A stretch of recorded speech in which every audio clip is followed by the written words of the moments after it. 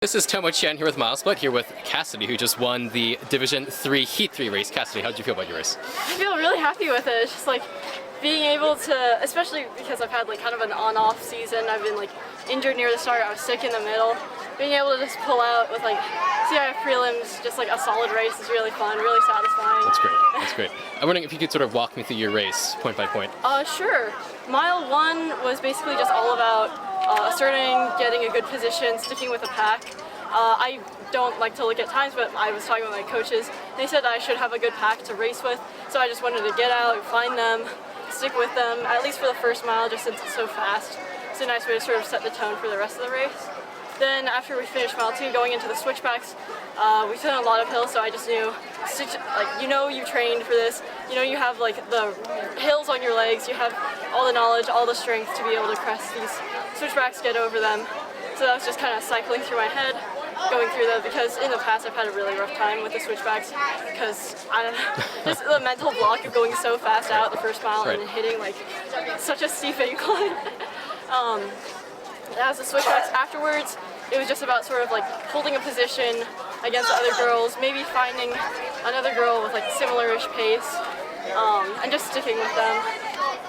Then as we came down, I don't know what it's called technically, but like right after the switchbacks, coming down from them, again, just about holding pace, knowing there's a lot of girls, a lot of competition behind me.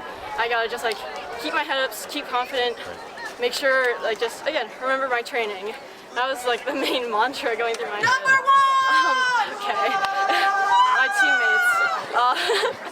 And going into poop out, it's just about, I think around there, or no, before then, the other girl got ahead of me, but I just remembered, I know there's still a lot of race left. I can, like, there's hills, there's downhills left, so I know I could have made up that ground just in the rest of the race. So going up poop out is just about staying on her, staying locked onto her, keeping the competition up, keeping like just the competition in my legs, not letting like any kind of exhaustion or tiredness get to me.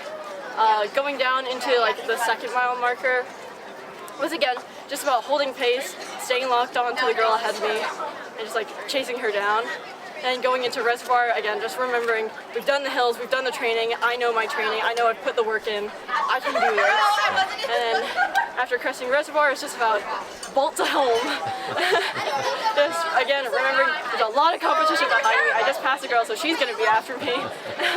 Just hold pace, even push pace, just shoot into the end. And airstrip, and then coming into the gauntlet, again, just, even if there's no one behind me, I always tell myself, she's going to catch you. So that just helps pull me to the end. Yeah. What do you think the strongest part of your race was? The strongest part of my race is probably, I had to say reservoir or the switchbacks, but also I'm just like most proud of how I've improved at those two, especially like from past races, both Mount Sac invites, prelims, finals in the past.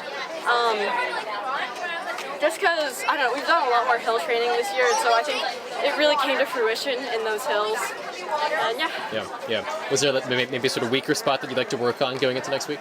Probably cresting poop out and then the downhill after poop out. I feel like I could definitely push that a little harder just to sort of like make up more ground in case there's people ahead or behind me. Right.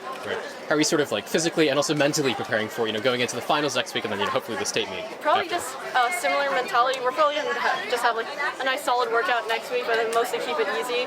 And then also just on top of that, as far as mentality goes, just remembering, let's just have fun. If I stress out about like, oh, we have to get to state, I'm not going to get anywhere with that. I just have to have the confidence that we've done the training, we've done the practice, we've done the hard work. We can succeed at this, and just overall having fun. I mean, senior year, for a lot of our varsity runners too, is their senior year. So it's like, why not just have fun? We'll see where our legs take us. Yeah. What are your goals for both yourself and also your team this season? I mean, hopefully state. I feel like that's most people who have like made it into finals now. I think that's most of their goals, to just make it to state, and then when we're at state, just see how far we can get. In my 4 years of being here with TO, we've never made it to state. So far, we've gotten close. And so being able to make it to state, that's an accomplishment in itself. So after that, again, just have fun. Let's make this a memorable year. Great. What do you think needs to happen to get to the state meet? Just a lot of confidence, a lot of self-belief. I know, especially with like some of our younger runners, like, there's definitely some doubts, some fears, but just keeping the mood up, just staying positive, confident, and again, just having fun, just good positivity, and just like keeping the spirits high. That's great. Well,